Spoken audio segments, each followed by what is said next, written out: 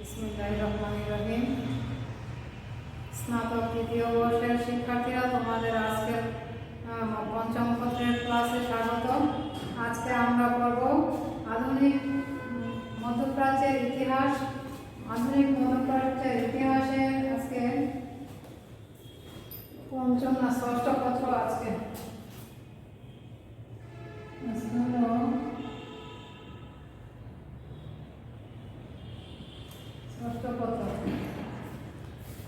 ষষ্ঠ পত্রের প্রথম অধ্যায়ে আমরা গত ক্লাসে পড়েছি চেঙ্গিস খান, মুঘল কারা, চেঙ্গিস খানের নেতৃত্বে মঙ্গলদের অভ্যুত্থানের ইতিহাস।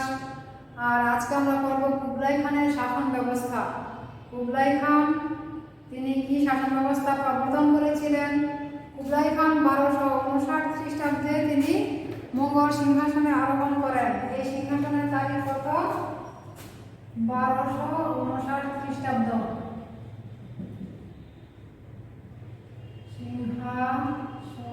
সিংহাসনারোহণ তিনি 1259 খ্রিস্টাব্দে সিংহাসনে আরোহণ করেন। চেঙ্গিস খান ছিলেন মুঘল সাম্রাজ্যের প্রতিষ্ঠাতা, কিন্তু কুবলাই খান ছিলেন নিঃসন্দেহে এই সাম্রাজ্যের শ্রেষ্ঠ নরপতি। ঐতিহাসিক হেনরি হোয়াট বলেছেন, মঙ্গলদের ইতিহাসে তার রাজত্বকাল সর্বাপেক্ষা গৌরব উজ্জ্বল যুগ।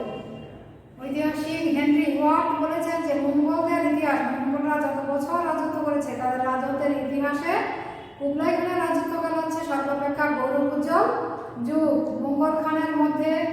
মঙ্গল খানদের মধ্যে তিনি ছিলেন নিঃসন্দেহে সর্বাপেক্ষা জ্ঞানী, সাহসী, সমর কুশলী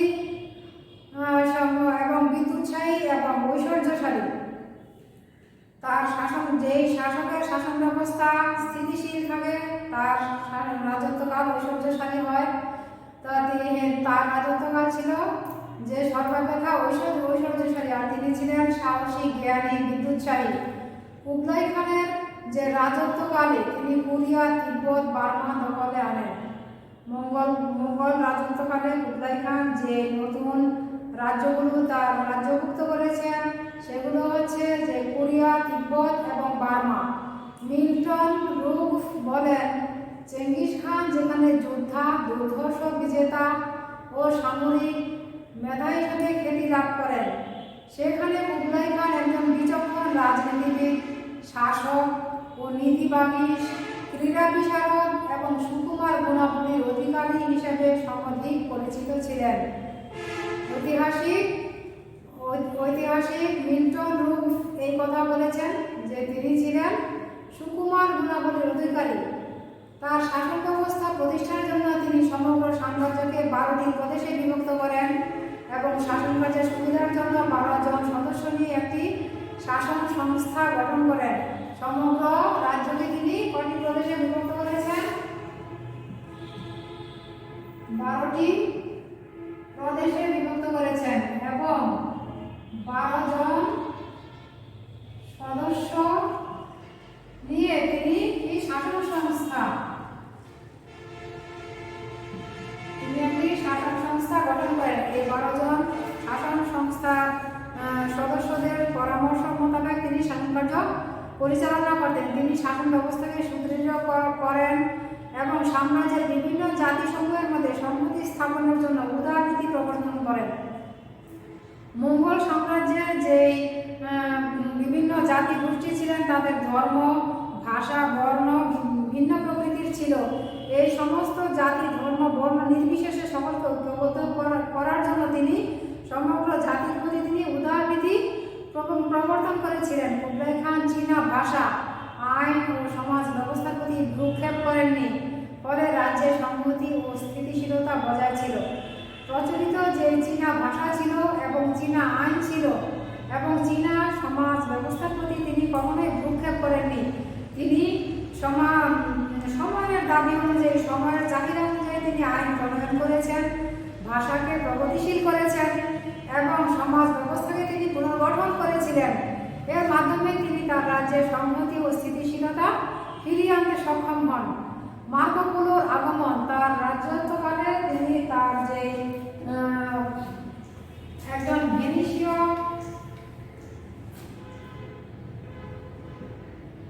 মার্কো পোলোর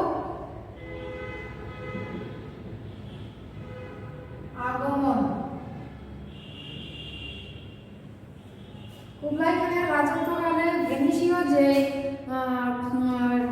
পর্যটক ছিলেন মার্কো পোলো, বিখ্যাত পর্যটক মার্কো পোলো কুবলাই খানের রাজত্বকালে তিনি মঙ্গল সাম্রাজ্যে আসেন এবং সেখানে তিনি 17 বছর তিনি অবস্থান করেছিলেন। 1275 খ্রিস্টাব্দে মার্কো পোলো কুবলাই খানের দরবারে আগমন করেছিলেন। কত খ্রিস্টাব্দে? 1275। আপনার সংখ্যাগুলো লিখে নেন।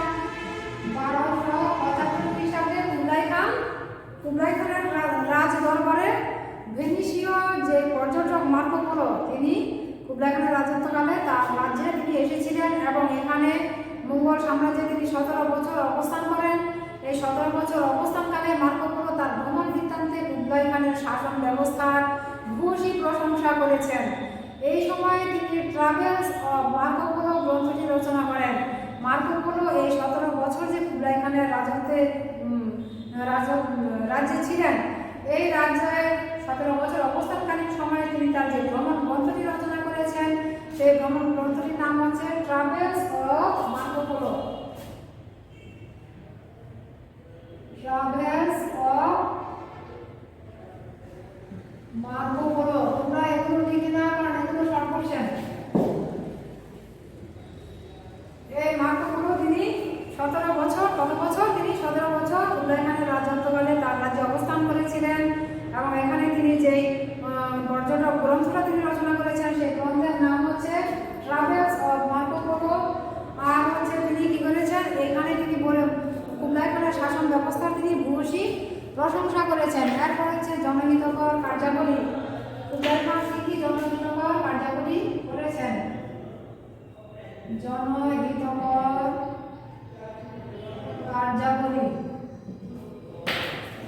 কুবলাই খান তিনি করেন প্রজাবৎসল নৃপতি কুবলাই খান সর্বদা শস্যাগারে খাদ্যদ্রব্য মজুত রাখতেন। তিনি রাজকীয় যে শস্যাগার ছিল, এই শস্যাগারে তিনি সব সময়ের জন্য খাদ্যশস্য মজুত রাখতেন এবং গরিব যারা অন্নহীন বস্ত্রহীন ছিলেন তাদের মধ্যে, সেই প্রজাদের মধ্যে সেই খাদ্য তিনি বিতরণ করতেন। অভাবগ্রস্তদের বিনামূল্যে অন্ন বস্ত্র দেওয়ার তিনি ব্যবস্থা করেছিলেন। রুগ্ন ও পঙ্গু লোকদের রাজকোষতে সাহায্য দেওয়ারও তিনি ব্যবস্থা করেন। যারা রুগ্ন এবং পঙ্গু প্রজা ছিলেন, সেই প্রজাগণ কর্মক্ষম ছিলেন না বিধায় তারা কর্মে কাজ করার কর্মক্ষমতা হারিয়েছেন। সেই জন্য তিনি রাজকীয় শস্য ভাণ্ডার থেকে তাদেরকে খাদ্য বস্ত্র তিনি দেওয়ার ব্যবস্থা করেছিলেন। পিকিং শহরে অনেক দুর্ভিক্ষপীড়িত লোককে তিনি প্রতিদিন রাজকীয় পাকশালা হতে তিনি খাবার পরিবেশনের ব্যবস্থা করেন। পিকিং শহরে যে দুর্ভিক্ষপীড়িত বা দুর্দশাগ্রস্ত জনগণ ছিলেন, প্রজাগণ ছিলেন, তাদেরকে তিনি প্রতিদিনের জন্য রাজকীয় যে রন্ধনশালা ছিল, পাকশালা ছিল, সেই রন্ধনশালা থেকে তিনি রান্না করা খাদ্য তিনি বিতরণ করতেন প্রতিদিন।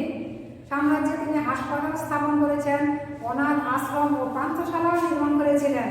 পিকিং নগরীর কেন্দ্রস্থলে তিনি একটি জলঘড়ি ও একটি কাঁসার ঘণ্টা স্থাপন করেছেন। তিনি পিকিং শহরের যে কেন্দ্রস্থল, সেখানে তিনি একটি জলঘড়ি স্থাপন করেন এবং একটি কাঁসার ঘণ্টা স্থাপন করেন পিকিং শহরের সৌন্দর্য বৃদ্ধির জন্য। নতুন রাস্তাঘাট নির্মাণ, তিনি কি করেছেন?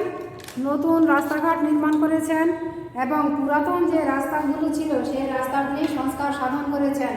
ফলে যোগাযোগ ব্যবস্থা প্রভূত উন্নতি সাধিত হয়েছিল। রাস্তার দুই পাশে তিনি বৃক্ষরোপণের ব্যবস্থা করেছেন, খাল খনন করেছেন এবং কূপ খননেরও পরামর্শ দিয়েছিলেন। সরকারি যে রাস্তাগুলো নতুন পুরাতন ছিল, সেই রাস্তাগুলো তিনি খনন করে সংস্কার করে তার দুই পাশে সারিবদ্ধভাবে তিনি ফলজ বনজ এবং উদ্ভিজ বৃক্ষ তিনি রোপণ করেছিলেন এবং রাস্তার দুই পাশে খাল খনন করেছেন এবং কূপ খনন করারও তিনি ব্যবস্থা করেছিলেন। এরপরে নতুন ডাক ব্যবস্থার প্রবর্তন, তিনি তার যে শাসন ব্যবস্থা, সেই শাসন ব্যবস্থা তিনি কি করেছেন? নতুন ডাক ব্যবস্থা প্রবর্তন করেন। তিনি তার যে তিনি সাম্রাজ্যের সর্বত্র করলেন যে নতুন ডাক মার্কো পোলোর বর্ণনা মতে কুবলাই খান সমগ্র রাজ্যে ডাক ব্যবস্থার প্রবর্তন করেন। রাস্তার প্রতি 25 থেকে 30 মাইল অন্তর তিনি রাস্তার প্রত্যেক 25 থেকে 30 মাইল অন্তর অন্তর একটি ডাকঘর বা ফাঁড়ি ও বিশ্রামাগার তিনি প্রতিষ্ঠা করেছিলেন। প্রতিটি ডাকঘর বা ফাঁড়িতে 400 বলবান অশ্ব সর্বদা প্রস্তুত থাকতো। 400 বলবান অশ্ব তিনি সবসময়ের জন্য প্রস্তুত রাখতেন। কর্তব্যরত যে বার্তা বাহক ছিলেন ও রাজকীয় দূতগণ ছিলেন, তারা এই ফাঁড়ি হতে তাদের ক্লান্ত পরিশ্রান্ত অশ্বের পরিবর্তে নতুন অশ্ব তাদেরকে সরবরাহ করা হতো। সমগ্র রাজ্যে ডাক বিভাগের সুবিধার্থে 2 লক্ষাধিক অশ্ব এবং 10 সহস্র ফাঁড়ি সমগ্র রাজ্যে ছিল।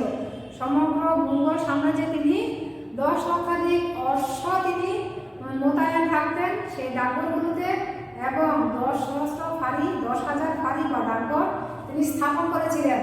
মার্কো পোলোর বর্ণনা থেকে জানা যায় এই ব্যবস্থা ছিল অতীব আশ্চর্যজনক। তিনি অত্যন্ত আশ্চর্যজনকভাবে এই ব্যবস্থা প্রবর্তন করেছেন এবং এরূপ সুনিয়ন্ত্রিত ছিল যে তা ভাষায় প্রকাশ করা যায় না। এটা মার্কো পোলোর নিজস্ব ভাষা। তিনি বলেছেন যে এই ব্যবস্থা ছিল অত্যন্ত আশ্চর্যজনক এবং এরূপ সুনিয়ন্ত্রিত ছিল যে তা ভাষায় তিনি প্রকাশ করতে পারেননি মার্কো পোলো। এরপরে হচ্ছে মুদ্রা ও কাগজের সংস্কার। মুদ্রা ও কাগজ সংস্কার। কুবলাই খান কি করলেন? তিনি পিকিং শহরে একটি টাকশাল প্রতিষ্ঠা করেছেন। এই টাকশাল থেকে তিনি নতুন মুদ্রা তিনি প্রচলন করেছিলেন। মার্কো পোলো বলেন কুবলাই খান নিশ্চয়ই রসায়ন শাস্ত্রে পারদর্শী ছিলেন। মার্কো পোলো তার পর্যটন গ্রন্থে তিনি বলেছেন যে কুবলাই খান নিশ্চয়ই রসায়ন শাস্ত্রে পারদর্শী ছিলেন, নচেত তার পক্ষে এই নতুন মুদ্রা ব্যবস্থা প্রচলন করা সম্ভব হতো না।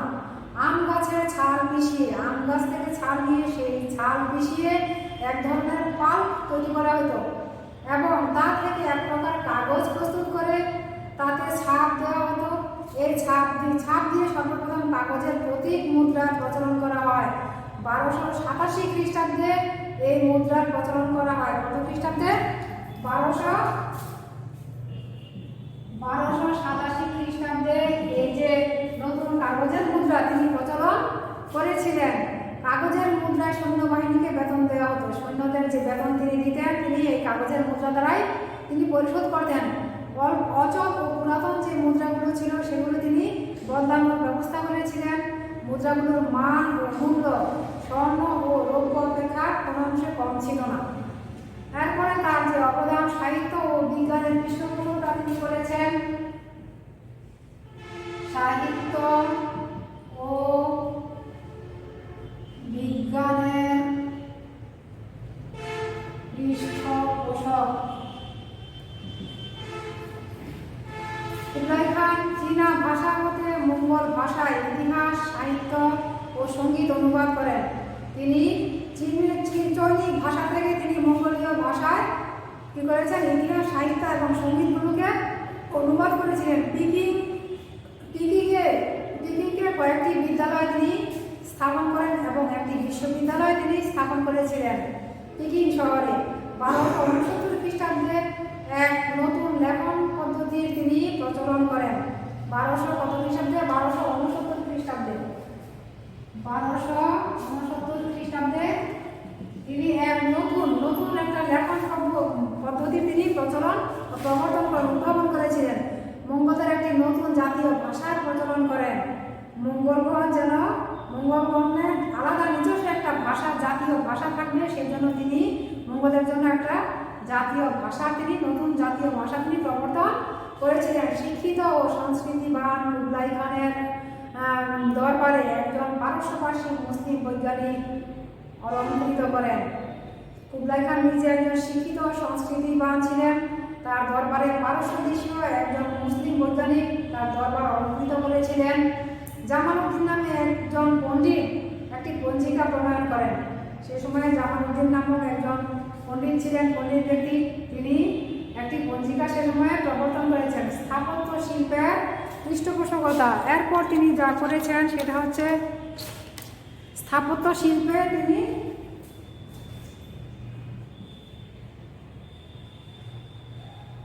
স্থাপত্য শিল্পের পৃষ্ঠপোষকতা। তিনি স্থাপত্য শিল্পের অনেক পৃষ্ঠপোষকতা করেছেন। অনেক মনোরম মন্দির, গির্জা ও অট্টালিকা তিনি সমগ্র সাম্রাজ্যে তিনি নির্মাণ করেছিলেন। মার্কো পোলো বলেছেন যে কুবলাই খান পিকিংকে একটি সুরম্য নগরীতে পরিণত করেন। কুবলাই খান পিকিং শহর নগরীকে তিনি সুরম্য একটি নগরীতে তিনি পরিণত করেছিলেন। চারদিকে পরিখা ও সুউচ্চ প্রাচীর বেষ্টিত চতুষ্কোণাকৃতি দুর্গ প্রাসাদে কুবলাই খান বাস করতেন।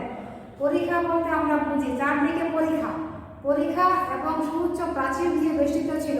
কুবলাই খান যে রাজপ্রাসাদে তিনি বসবাস করতেন এর চারিদিকে পরিখা খনন করা ছিল। পরিখা বলতে আমরা আগে বলেছি যে পরিখা হচ্ছে যে ছোট, তিনি যে রাজপ্রাসাদে বাস করতেন তার সেই রাজপ্রাসাদের চারিদিকে তিনি একটা ছোট খাল খনন করেছিলেন, যে শত্রুদের প্রাথমিক আক্রমণ থেকে রক্ষা পাওয়ার জন্য তিনি এই পরিখা খনন করেছিলেন তার রাজপ্রাসাদের চারিদিকে। এই পরিখা মানে খাল, আমরা যে বাংলা ভাষায় বলি খাল, এটাকে এই হচ্ছে পরিখা। তিনি পরিখা খনন করেছিলেন এবং সুউচ্চ প্রাচীর, শুধু পরিখা খননের পর তিনি তার যে রাজপ্রাসাদ সেটাকে তিনি সুউচ্চ প্রাচীর দিয়ে বেষ্টন করেছিলেন, করে সেখানে তার চতুষ্কোণাকার, তার রাজপ্রাসাদটা ছিল চতুষ্কোণাকার, চতুষ্কোণাকৃতি দুর্গ প্রাসাদে। দুর্গ প্রাসাদ, এটা দুর্গ প্রাসাদ কেন বলা হয়? যে দুর্গ মানে সেনানিবাস, যেখানে যুদ্ধাস্ত্র থাকে। তিনি কুবলাই খান সব সময়ই তার রাজপ্রাসাদকে অস্ত্রশস্ত্রে সজ্জিত রাখতেন, যে বহিরাক্রমণের হাত থেকে তিনি আত্মরক্ষার জন্য তিনি এই ব্যবস্থা করেছিলেন। দুর্গের মধ্যভাগে মহান খানের রাজপ্রাসাদ অবস্থিত ছিল। এই যে তিনি দুর্গ প্রাসাদে বাস করতেন, এই যে দুর্গ প্রাসাদ, এই দুর্গ প্রাসাদের ঠিক মধ্যখানে কুবলাই খানের রাজপ্রাসাদটা অবস্থিত ছিল, সেখানে তিনি বাস করতেন। আর কুবলাই খানকে মহান খানও উপাধি দিয়েছিলেন ঐতিহাসিকগণ। মার্কো পোলোর বর্ণনা মতে প্রাসাদের ছাদ বিভিন্ন রং দ্বারা শোভিত ছিল। পর্যটক মার্কো পোলো তার বর্ণনা করেছেন যে প্রাসাদের যে ছাদ, সেই ছাদটি বিভিন্ন রঙে রঙিত ছিল, শোভিত ছিল। আর জানালা ছিল মিনা করা টালি দিয়ে এমনভাবে অলঙ্কৃত করা ছিল যে সেগুলো স্ফটিকের মতো স্বচ্ছ দেখা যেত। তার রাজধানীকে একটি সার্বজনীন আন্তর্জাতিক সভ্যতার কর্মকেন্দ্রে পরিণত করেন। তার যে রাজধানী ছিল পিকিং, এই পিকিংকে তিনি একটি সার্বজনীন আন্তর্জাতিক কর্মক্ষেত্রে তিনি পরিণত করেছিলেন। শ্রেষ্ঠ সংগঠক ও শাসক।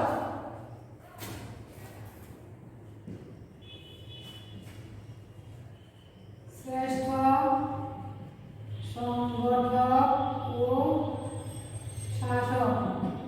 কুবলাই খান ছিলেন মঙ্গল সাম্রাজ্যের সর্বশ্রেষ্ঠ সংগঠক ও শাসক। যত শাসক মঙ্গল জাতি থেকে এসেছিল, মঙ্গল সাম্রাজ্যের যত শাসক ছিলেন, নৃপতি ছিলেন, তাদের মধ্যে সর্বশ্রেষ্ঠ ছিলেন সংগঠক হিসাবে, শাসক হিসাবে মহামতি কুবলাই খান। তার রাজত্বকালকে মঙ্গল ইতিহাসে শান্তি ও গঠনমূলক কার্যের যুগ বলে অভিহিত করা হয়। ঐতিহাসিকগণ কুবলাই খানের রাজত্বকালকে বলেছেন যে ইতিহাসের সবচেয়ে শান্তি ও গঠনমূলক কার্যের যুগ বলে তারা ঐতিহাসিকগণ অভিহিত করেছেন। প্রাচ্য ও প্রতীচ্যের ঐতিহাসিকগণ বলেছেন যে তাকে মহামতি বলে তারা আখ্যায়িত করতে তারা অত্যুক্তি করেননি। প্রাচ্য এবং প্রতীচ্যের সমসাময়িক যে ঐতিহাসিকগণ ছিলেন সকলেই এক বাক্যে কুবলাই খানকে বলেছেন মহামতি। তার যে মহান মত, রীতিনীতি, উদার নীতির কারণে তাকে মহামতি উপাধিতে তারা ভূষিত করেছিলেন। কুবলাই খান এই যে আমরা কুবলাই খানের রাজত্বকালে মার্কো পোলোর আগমন দেখলাম। মার্কো পোলো ভেনিসের একজন প্রখ্যাত পর্যটক। তিনি 17 বছর তিনি অবস্থান করেছিলেন তার রাজদরবারে। এরপর তিনি যে জনহিতকর কার্যাবলী করেছেন, নতুন ডাক ব্যবস্থা প্রবর্তন করেছিলেন কুবলাই খান, মুদ্রা ও কাগজ সংস্কার করেছিলেন এবং নতুন মুদ্রা, কাগজের নতুন মুদ্রা তিনি 1287 খ্রিস্টাব্দে তিনি প্রবর্তন করেছিলেন। সাহিত্য ও বিজ্ঞানের তিনি পৃষ্ঠপোষকতা করেছেন। এরপর স্থাপত্য শিল্পে তিনি প্রভূত উন্নতি সাধন করেছেন। পিকিং শহরকে তিনি সুরম্য প্রাসাদ দিয়ে তিনি তিনি সুসজ্জিত করেছিলেন। আর সর্বশেষে দেখি তিনি একজন শ্রেষ্ঠ সংগঠক ও শাসক। তার এই যে বৃহৎ কর্ম শাসনকাল পর্যালোচনা করে আমরা নিঃসন্দেহে বলতে পারি যে কুবলাই খানের ঘটনাবহুল ও রোমাঞ্চকর যে ৩৫ বছরের রাজত্বকাল শাসনকাল, এই শাসনকালকে মঙ্গল শাসনের স্বর্ণযুগ বলা যায়। ভাষাক নামক পারসিক ঐতিহাসিক তার উচ্ছ্বসিত প্রশংসা করেন। একজন পারসিক ঐতিহাসিক ছিলেন ভাষাক। তিনি কুবলাই খানের রাজত্বকালের কুবলাই খানের ব্যক্তিত্বের তিনি ভূয়সী প্রশংসা করেছেন। চীন দেশীয় ঐতিহাসিকগণের বিচারে কুবলাই খান পৃথিবীর শ্রেষ্ঠ শাসকদের অন্যতম ছিলেন। চীনা কুবলাই খানের সমসাময়িক যত চীনা ঐতিহাসিক ছিলেন সকল ঐতিহাসিকগণই এক বাক্যে কুবলাই খানকে যে ঐতিহাসিক কষ্টি পাথরের যে যাচাই বাছাই এই বিচারে কুবলাই খানকে চীনা ঐতিহাসিকগণ ওই ইতিহাসের কষ্টি পাথরে যাচাই করে বিচার করে তারা এই মতে অবতীর্ণ হয়েছিলেন যে পৃথিবীর সর্বশ্রেষ্ঠ যারা শাসকগণ ছিলেন তাদের মধ্যে কুবলাই খান অন্যতম ছিলেন। 1294 খ্রিস্টাব্দে এই মহামতি কুবলাই খানের মৃত্যু হয়। কত খ্রিস্টাব্দে? 1294 খ্রিস্টাব্দে। 1294 খ্রিস্টাব্দে কুবলাই খান মৃত্যুবরণ করেন।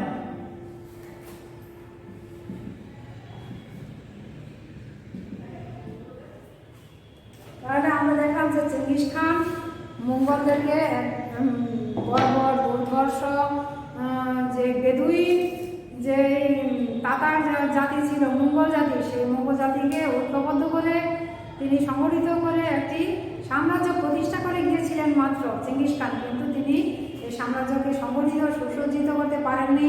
একটি শাসন ব্যবস্থা উপর তিনি প্রতিষ্ঠিত করে যেতে পারেননি। কিন্তু মহামতি কুবলাই খান চেঙ্গিস খানের প্রতিষ্ঠিত এই মঙ্গল সাম্রাজ্যকে সমগ্র বিশ্বের তৎকালীন সময়ের সর্বশ্রেষ্ঠ শাসকদের শাসনকালের রাজত্বকালের মধ্যে তিনি তার রাজত্বকালকেও একটি সর্বশ্রেষ্ঠ রাজত্বকালে তিনি পরিণত করেছিলেন।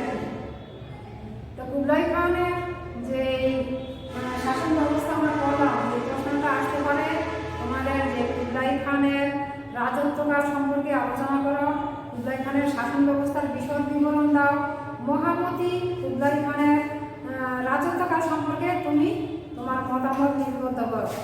এভাবে প্রশ্ন আসবে আর এর মধ্যে অনেক শর্ট কোশ্চেন এসেছে, তোমরা বাড়ি করবে। আগামী ক্লাসে তোমাদের সঙ্গে আবার দেখা হবে। আমার জন্য দোয়া করো, তোমরা ভালো থাকো, সুস্থ থাকো। এই শুভকামনায় আজকে বিদায়। আল্লাহ হাফেজ।